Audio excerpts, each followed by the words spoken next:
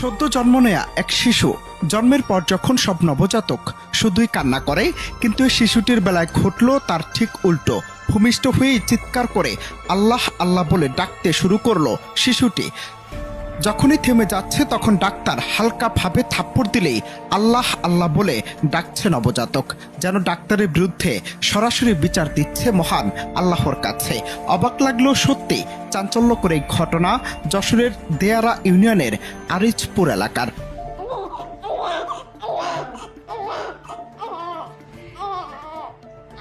13 November বৃহস্পতিবার যশোরের মাতৃসেবা clinic and diagnostic সেন্টারে আল মামুন ও মুমিনা খাতুন দম্পতির ঘর আলো করে আসে এই নতুন অতিথি, কিন্তু তার আগমন ছিল সম্পূর্ণ ভিন্ন।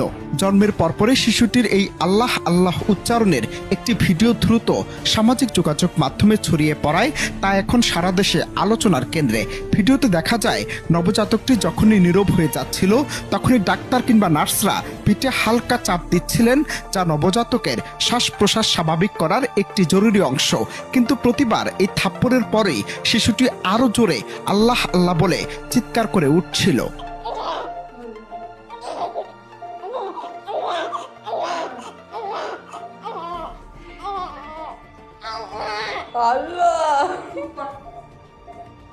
এই চাঞ্চল্যকর ঘটনা একদিকে যেমন ধর্মীয় ভক্তি বাড়াচ্ছে, তেমনি অন্যদিকে যুক্তির প্রশ্ন তুলছে।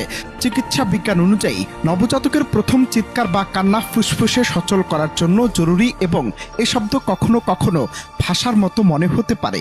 মনোবিজ্ঞানীরা একে প্রাইডোলিয়া বলে